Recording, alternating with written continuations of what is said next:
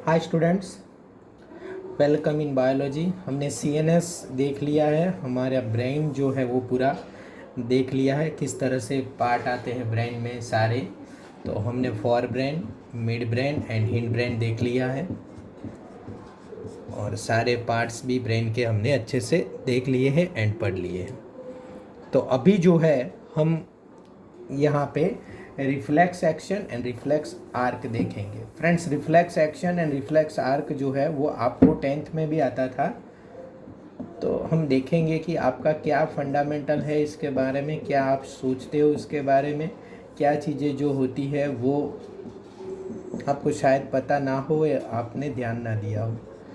तो reflex action and reflex arc, तो सबसे पहले तो ये दोनों नाम कैसे अलग है और क्या डिनोट करते हैं। What is reflex action and what is reflex arc. Reflex action का मतलब क्या है, रिफ्लेक्स आर्क का मतलब क्या है। देखो, रिफ्लेक्स मतलब क्या है, आप कोई आदेश दो और सामने उसका जवाब आए, ये जो प्रक्रिया है वो हो गई रिफ्लेक्स। समझ में आया?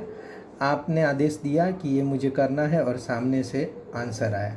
जैसे कि मैंने आपको ऐसा कुछ बोल दिया, आपने गुस्सा किया और फिर आपने मुझे दिया, आंसर दिया, बराबर। तो ये हो गया रिफ्लेक्स। तो रिफ्लेक्स एक्शन मतलब तो ये है कि क्या आंसर आता है उसको एक्शन कहेंगे, बराबर। जैसे मेरी प्रतिक्रिया होगी, इसके सामने क्या आपकी एक्शन आती है, तो वो हो गई एक्शन। एक्शन को करने के लिए किस तरह की अरेंजमेंट करते हैं हम, बराबर, तो इसको क्या कहेंगे, रिफ्लेक्स आर्क। तो रिफ्लेक्स एक्शन को कंप्लीट करने के लिए, बस ये बराबर वर्ड है, क्या है, रिफ्लेक्स एक्शन को for completing completion of reflex action, reflex action को कंप्लीट करने के लिए जो बनता है वो क्या है, रिफ्लेक्स आर्क है। तो ये जो है रिफ्लेक्स आर्क क्या करती है, किस तरह से रिफ्लेक्स आर्क होती है वो हम देखेंगे। तो हम पहले बहुत ही सिंपल वे में इसको देखने का ट्राई करेंगे या पढ़ने का ट्राई करेंगे। समझो, आपको पता है कि अगर ये है आपका हैंड,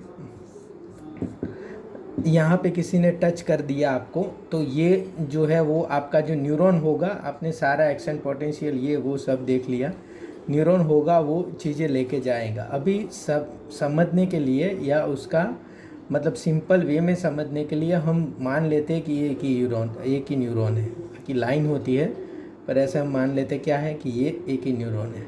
अब आपके पास क्या होता है, यहाँ पे मतलब कोई भी चीज़ जाती है तो कहाँ जाएगी, वो स्पाइनल कॉर्ड से होके गुजरती है। तो ये जो है वो है आपका स्पाइनल कॉर्ड है। स्पाइनल कॉर्ड जो है वो क्या होता है, ऐसे ऐसे स्पाइनल कॉर्ड है। तो ये ग्रे मैटर है अंदर, बाहर जो है वो क्या है, वाइट मैटर है। अंदर क्या है, ग्रे मैटर है, बाहर जो है वो वाइट मैटर है। मैंने बताया था ना, स्पाइनल कॉर्ड में उल्टा होता है और वहाँ पे उल्टा। तो ये गई चीज़ स्पाइनल कॉर्ड में, और स्पाइनल कॉर्ड में से फिर जो है वो स्पाइनल कॉर्ड चीज़ों को ऊपर ले जाता है। अब जो आपने पढ़ा कि फिर रिफ्लेक्स एक्शन कब होती है, क्या होती है, तो ये जो न्यूरॉन जो लेके जा रहा है स्पाइनल कॉर्ड तक, या स्पाइनल कॉर्ड जो है उसको लेके जा रहा है यहाँ पे सीएनएस तक, तो ये पूरे न्यूरॉन जो है वो न्यूरॉन को हम क्या कहेंगे, ये सेंसरी है, बिल्कुल सेंसरी है। और दूसरा ये एफेरेंट है। एफेरेंट मतलब अंदर जाना, हमने वहाँ पे देखा, तो ये क्या है, एफेरेंट है। ये हमारी चीज़ों को ऊपर लेके जाता है, या मतलब यहाँ स्पाइनल कॉर्ड के पास लेके जाता है। अब देखो, अब रिफ्लेक्स एक्शन का क्या मतलब हुआ। हमारे पास बहुत सारी चीज़ें हैं, जैसे आपने किसी ने आपको छुआ ऐसे, बराबर, तो ऊपर जाएगा, इसका जो है वो कोई एक्शन नहीं बनेगा, तो it is not reflex action. आपको नॉर्मली छुआ तो ये कोई रिफ्लेक्स एक्शन नहीं हुई, बराबर। पर किसी ने आपको यहाँ पे चांटा मारा, तो आपने भी इसको सामने से दे मारा, तो ये हो गई रिफ्लेक्स एक्शन। अब दो तरह की रिफ्लेक्स एक्शन होती है, बराबर ध्यान रखना। कितने तरह की रिफ्लेक्स एक्शन होती है, दो तरह की। मतलब जितने टाइप आप जैसे जैसे टाइप करो वो हम देखें। आपने देख लिया, ये अफेरेंट हुआ और ऊपर से या यहाँ से जो जवाब आया, बराबर। ये मोटर होगा, ये क्या होगा, मोटर होगा, और मोटर होगा तो वो जो जवाब आया है उसको क्या कहेंगे, इफेरेंट। बराबर ध्यान रखना, ये कोई कंप्लीट नहीं कि जवाब भी हाथ से ही देंगे हम, बराबर। कोई आपको हाथ पे छुए तो हो सकता है आप उसको सर दे मारे। तो जवाब ऐसे ऐसे जब रिफ्लेक्स आर के लोग ड्रॉ करते हैं आपको समझाने के लिए, जैसे हाथ से गया और हाथ से आया, तो ये ज़रूरी नहीं है कि मोटर जो चीज़ें हैं वो हाथ से जाए तो हाथ पे ही आए। समझ में आया? वो हो भी सकता है वो कहीं और जाए। तो ये एफेरेंट हुआ, और जो वहाँ से आंसर आएगा वो है इफेरेंट हुआ। यहाँ वाला प्रोसेस मैं अभी आपको इतना क्लियर नहीं समझा रहा हूँ क्योंकि मैं आपको अच्छे से टाइप समझाना चाहता हूँ कि किस किस टाइप में चीज़ें जाती है। अभी आप इतना ये जो है वो याद रखो। यहाँ पे जैसे कि ये CNS है, यहाँ पे ये स्पाइनल कोड है, चीज़ें स्पाइनल कोड के पास गई, स्पाइनल कोड ने CNS के पास भेजी, आपको यहाँ पूरा स्ट्रक्चर पता है, थैलेमस हाइपोथैलेमस ऊपर गई है वो, फिर वापस आ गई। अब यहाँ मामला क्या बनता है, किस किस तरह की चीज़ें आती है और कैसे कैसे आपका माइंड जो है वो उसको आप रिफ्लेक्स आर्ट या रिफ्लेक्स एक्शन कहते हैं। जो रटने वाला सेशन हो वो आपने सबने अच्छे से रट दिया होगा, आई नो दैट। अब यहाँ मुझसे आप जो समझना चाहते हैं वो समझो, किस किस तरह की रिफ्लेक्स एक्शन होती है, क्या होता है, किस किस तरह का काम होता है, समझो। सबसे पहले on the basis of sight, on the basis of sight दो टाइप की रिफ्लेक्स एक्शन होती है। फर्स्ट क्रैनियल,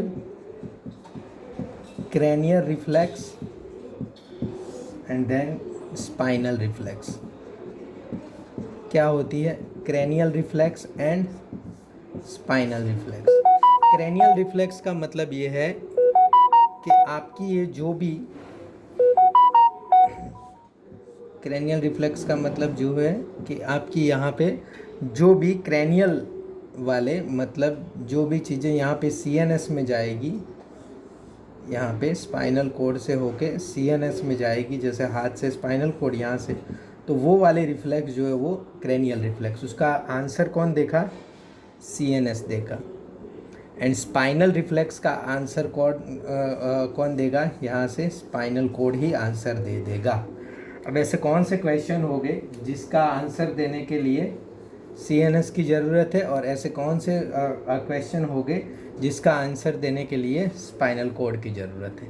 जो क्वेश्चन में थोड़ा भी सोचना होता है या सोच के आंसर देना होता है, जैसे मैं आपको एकदम खड़े होके बोलूँ कि खड़े हो जाओ, तुम्हें नीट पास करनी है कि नहीं करनी है, ऐसे ही घूमते रहना है, तो अब थोड़ा सोचना पड़ेगा। ऐसे तो आप बोल नहीं सकते कि नहीं नहीं हमें तो घूमते रहना, हम थोड़ी यहाँ पास करने आए।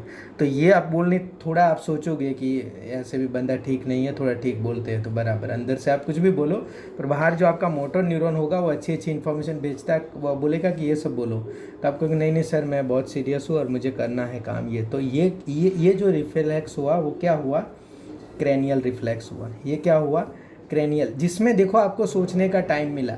अगर आपने कहीं पे फूड देखा और वाटरिंग माउथ हुआ तो ये मत होना सोचना कि एकदम से स्पाइनल नहीं। आपने फूड देखा, आपने CNS में जाके प्रोसेस किया कि हाँ यार क्या सिरा है, क्या ये है, क्या मज़ा आ जाएगा, या क्या पानी पूरी है, तो ये जो वाटरिंग माउथ है इसने आपने यहाँ प्रोसेस किया तब आके आया ना। हो सकता है आप ऐसा फूड देखो जो आपको बिल्कुल पसंद ही ना हो, बराबर। हो सकता है आप ऐसा फूड देखो जो आपको बिल्कुल पसंद ना हो, और वो देख के, अगर हो सकता है आप दाल बाटी देख लो तो आपको लगेगा छी छी यार मज़ा नहीं है इसमें, बराबर।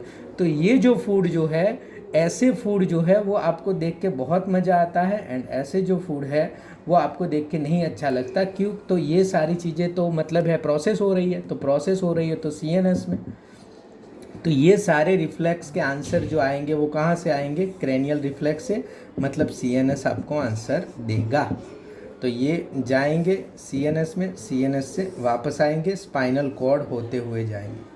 पर कुछ ऐसे रिफ्लेक्स होते हैं जहाँ पे CNS पे अगर भेजने का टाइम ही नहीं है हमारे पास, कैसे, बराबर। जैसे CNS पे भेजने का टाइम ही नहीं है हमारे पास, तो हम क्या करेंगे, हम अपने ही हिसाब से उसको आंसर दे देंगे। मतलब ऐसी चीज़ें जैसे कि आप जो है, आपकी आँख के सामने कोई बॉल आ रहा है एकदम से, तो आँख का बंद हो जाना, इसमें थोड़ी प्रोसेस करना है कि CNS को भेजूँ कि क्या है, कि किस तरह से करूँ। अगर आपको कोई नीडल मारे या सोए आपके बॉडी में निकाल दे तो आप एकदम से हाथ ले लेना। अगर आप कहीं ऐसी जगह छू लो जो बहुत ठंडी हो या बहुत गर्म हो तो आप ऐसे हाथ आपका जो है वो एकदम से ऐसे हो जाए, तो ये सारे रिफ्लेक्सेस है उसको क्या कहेंगे, it is a spinal reflex. वो टाइप के रिफ्लेक्सेस जो है वो जो है वो स्पाइनल, तो स्पाइनल रिफ्लेक्स में अर्जेंसी रिक्वायर्ड होती है। अब मस्त मस्त क्वेश्चन आपको इसमें से ट्विस्ट करके देंगे, तो ये आप बराबर याद रखना कि अर्जेंसी रिक्वायर्ड होती है और बिल्कुल सोचने का टाइम नहीं, सोच के उसका आंसर नहीं दे सकते। जहाँ पे सोचने का आया कि हाँ यार ये तो मस्त है, तो वो सारी जो चीज़ें हैं वो यहाँ पे नॉन अर्जेंसी है, नो अर्जेंसी रिक्वायर्ड। आप जो है वो सोच के बराबर आंसर दे सकते हो प्रोसेस करके, और यहाँ पे जो है वो अर्जेंसी रिक्वायर्ड। ये on the basis of site हो गए, क्रेनियल एंड स्पाइनल रिफ्लेक्स हो गए। देन दूसरे टाइप का रिफ्लेक्स जो है वो क्या है, प्रीवियस एक्सपीरियंस के बेसिस पे, बराबर प्रीवियस एक्सपीरियंस के बेसिस पे। इसमें वन जो है वो कंडीशनल है, कंडीशनल रिफ्लेक्स है। देखो एनसीईआरटी में सब दिया नहीं, पर एनसीईआरटी के सेंटेंस में सारी चीज़ें आ रही है। एंड सेकंड जो है वो अनकंडीशनल है, अनकंडीशनल है मतलब जैसे कि एक साइंटिस्ट था इवान पावलो, इसने डॉग पे एक्सपेरिमेंट किया था। उसने क्या किया पता है कि ये एक डॉग था, बस इसको डॉग समझ लो, नहीं ऐसे 4 पैर अच्छे से ड्रॉ करते, हाँ बस अब तो बिल्कुल समझ लो, हाँ। और ये है पूंछ। एक डॉग था, इसको वो ये क्या करता था, रोज़ एक ही टाइम पे फूड देता था, पर वो एक काम करता था, फूड देने के साथ क्या करता था, घंटी बजाता था। ऐसे फूड दे के घंटी बजाता था, तो डॉग जो है फूड खाता था और जो है उसके अंदर गैस्ट्रिक जूस जो पैदा होता था। अब उसने क्या किया, 1 दिन 2 दिन 5 दिन 6 दिन 15 दिन तक डॉग को ऐसे फूड देता ही रहा और घंटी बजाता ही रहा। फिर उसने जैसे वो 12 बजे देता तो 12 बजे उसने घंटी बजाया, फूड नहीं दिया, क्या फूड नहीं दिया, घंटी बजाया और एक गैस्ट्रिक जूस बन के तैयार हो गया। फिर उसने यहाँ पे इंजेक्शन डाला और निकाला तो गैस्ट्रिक जूस तैयार था। इसका मतलब क्या हुआ कि ये क्या है, ये डॉग ने अपने आप को या फूड को एसोसिएट कर लिया घंटी से। बाकी देखो फूड को और ये घंटी बजाने को कोई मतलब वो है ही नहीं रिलेशन, पर आपने और हमारे साथ भी है तो होता है। जब हम स्कूल में पढ़ते थे, हम ये पावलो के कुत्ते ही थे, 2 बजे की घंटी बजती थी और घंटी बजती जितने भागते थे और भूख लगी जाती थी। तो ये जो चीज़ें हैं उसको क्या कहेंगे, कंडीशनल रिफ्लेक्स। कंडीशनल रिफ्लेक्स जो है आपको बार बार काम करने से आ जाते हैं। और ऐसे रिफ्लेक्स कैसे आ जाते हैं, जैसे कि स्विमिंग, साइकिलिंग, ये सारी चीज़ें आपको पहले कुछ भी नहीं आती, फिर आपकी बॉडी अपने आप जो है वो काम जो है वो का कर लेती है। डांसिंग बराबर, फिर सिंगिंग, ये सारे कंडीशनल रिफ्लेक्सेस है। अनकंडीशनल रिफ्लेक्सेस का मतलब क्या है, अनकंडीशनल रिफ्लेक्सिंग का मतलब है उसमें कोई कंडीशन, मतलब आपको ऐसा नहीं है कि जो देखो आपके हिकअप्स आए तो वो अनकंडीशनल है, ऐसा कोई आपको पता ही नहीं चलता। स्नीजिंग आए आपको तो वो अनकंडीशनल है, बराबर यौन करे आप, उबासिया खाए, बराबर। तो ये सारे जो है वो क्या है, अनकंडीशनल रिफ्लेक्सेस है। उसमें आपको कुछ भी नहीं पता रहता कि आप कर रहे हो, वो चीज़ आपको पता है कि यॉर्निंग आपको एकदम से आ रहा है, अभी हो सकता है लेक्चर सुन के भी आ जाए। तो ये सारे क्या है, अनकंडीशनल। तो पहले on the basis of site देखा और on the basis of previous experience है, क्या है, प्रीवियस एक्सपीरियंस। तो ये अनकंडीशनल है और कंडीशनल है और अनकंडीशनल का आपको कोई प्रीवियस एक्सपीरियंस काम नहीं आता। आप कितनी भी बार यॉर्निंग करें, नया वाला यॉर्निंग जो है उसका कोई भी आपको वो नहीं एक्सपीरियंस सिखाता कि सर कम से कम सामने हो तो ना खाए, ये करे वो करे, तो ये कुछ भी नहीं, आपको आना होगा तो आ ही जाएगा, बराबर। तो ये अनकंडीशनल रिफ्लेक्स दूसरी बात है। और दूसरा बराबर एनसीईआरटी ने जो फिगर दिया है ना, वो अब वाले का दिया है। क्या दिया है, on the basis of synapse के बेसिस पे। सिनेप्स के बेसिस पे क्या होता है और किस तरह के होते, जैसे कि समझो ये वाला न्यूरॉन जो है वो यहाँ पे गया, बड़ा वाला न्यूरॉन, और यहाँ पे गैंग्लिया से वापस आ गया, यहाँ पे डॉर्सल रूट गैंग्लिया होता है। अब ये सारे के सारे जो न्यूरॉन है, मतलब हमारा स्पाइनल कोड अगर ऐसे होता है तो डॉर्सल साइड से जाते हैं, अफेरेंट वाला जो है ना ये डॉर्सल साइड से जाते हैं, और इफेरेंट वाले जो है वो वेंट्रल साइड से ऐसे वापस आते हैं, तो ऐसे घूम के जाते हैं। तो इसलिए उसको क्या कहते हैं, डॉर्सल रूट कहते हैं। कौन सा रूट कहते हैं, डॉर्सल रूट कहते हैं, बिकॉज ये घूम के जाते हैं। और यहाँ पे ये एक्सॉन होता है, और ये दोनों मतलब ये जो है सेल बॉडी और दोनों साइड जो है एक्सॉन होते हैं, ये कहते हैं dorsal root ganglia. Dorsal root ganglia अगर कुछ प्रोसेस करना है तो ये टाइप के गैंग्लिया जो है वो प्रोसेस करते हैं। तो यहाँ पे सिनेप्स नहीं आता, बीच में आया कहीं डॉर्सल रूट गैंग्लिया में, ये यहाँ पे तो सिनेप्स आया ही नहीं, बराबर। तो ये टाइप के क्या है, सूडो यूनिपोलर है ये। डॉर्सल रूट गैंग्लिया में जो भी आएंगे सेल बॉडी या न्यूरॉन, वो क्या होते हैं, सूडो यूनिपोलर होते हैं। हो गया, आपको क्लियर पता चल गया। तो डॉर्सल साइड से ये गए, और फिर क्या हुआ, फिर आपको मैं अच्छे से देखो, फिर क्या हुआ, ये समझो कि इसका ग्रे मैटर है, ये बस ये समझ लो जो भी है, बराबर। और ये है एफेरेंट न्यूरॉन या सेंसरी न्यूरॉन।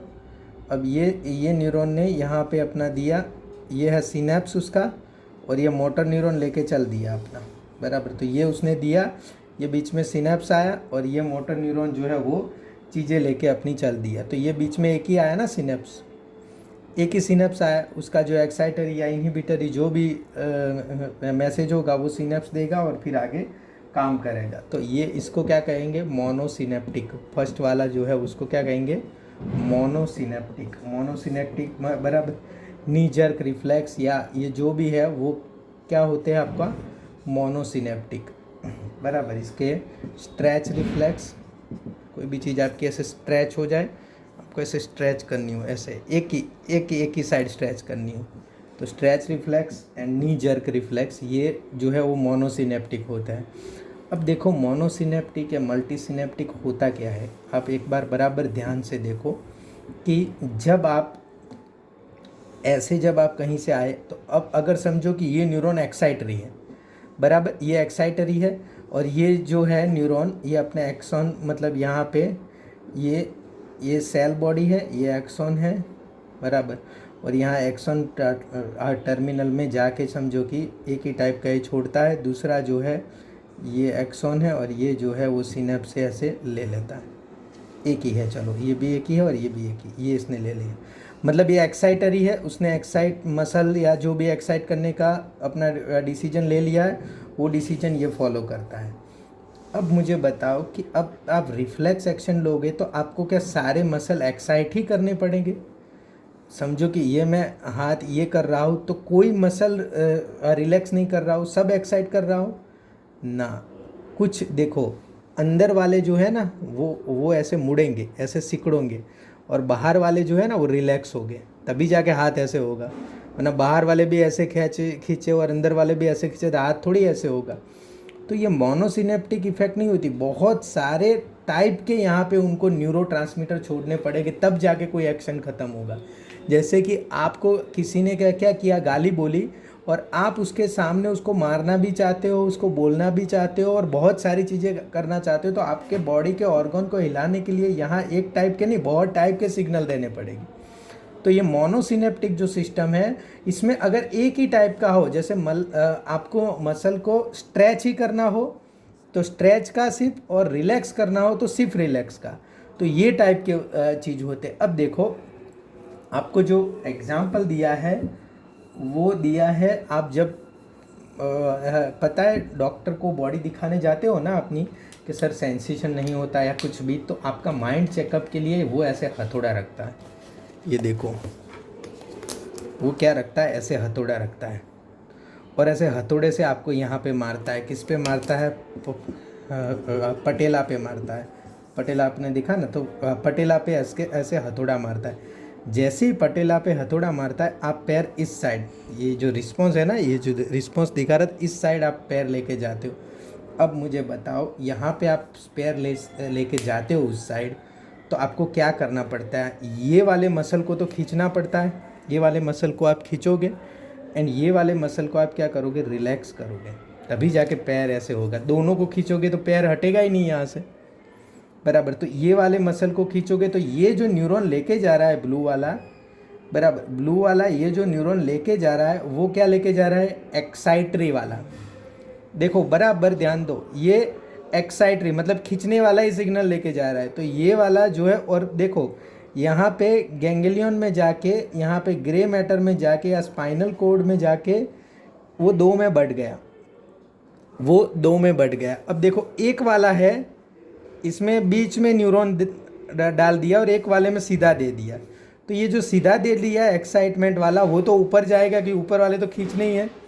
तो ये वाला यहाँ पे गया, देन जो है ये सीधा गया और एक्साइटरी सिग्नल उसको दिया, तो वो क्या कर दिया, ऐसे मसल कॉन्ट्रैक्शन हो गया, मसल जो खींच दिया। पर दूसरे वाला के बीच में ये न्यूरॉन डाल दिया, और ये न्यूरॉन क्या करेगा, ये जो ऐसे 2 लेके आए ना, ये लोग ऐसे 2 लेके आए, ऐसे 2 लेके आए, मतलब ऐसे एग्जाम्पल के लिए ऐसे 100 लेके आते एक साथ। और ये क्या किया, ये वाले का एक ही सिनेप्स है, उसने उसको ले लिया और गया, और ये काम क्या हुआ,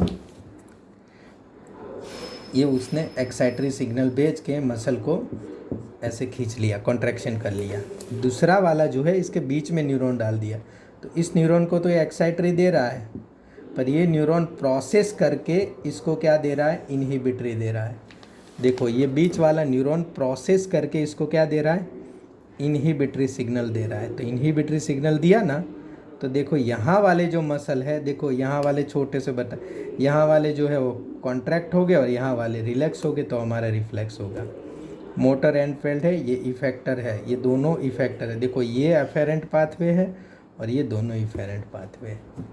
समझ में आ गया। तो ये जो है 2 टाइप की मैंने आपको चीज़ें समझाई, मोनोसिनेप्टिक जो है वो, एंड दूसरे जो टाइप की जो है वो है पॉलीसिनेप्टिक। तो ये विड्रॉल रिफ्लेक्सिस जो है, विड्रॉल रिफ्लेक्सिस जो है वो पॉलीसिनेप्टिक टाइप की, मतलब कुछ चीज़ें खींचनी हो या दूर ले जानी हो तो वो पॉलीसिनेप्टिक। तो हमने 3 टाइप के रिफ्लेक्सिस देख लिए, एक तो क्रैनियल देख लिया, स्पाइनल देख लिया, फिर कंडीशनल अनकंडीशनल देख लिया, मोनोसिनेप्टिक देख लिया एंड पॉलीसिनेप्टिक देख लिया। तो एनसीईआरटी के छोटे से पैराग्राफ में सारे के सारे रिफ्लेक्स दिए हैं। तो मुझे यकीन है कि आप अच्छे से रिफ्लेक्स एक्शन जो है वो समझ चुके होंगे।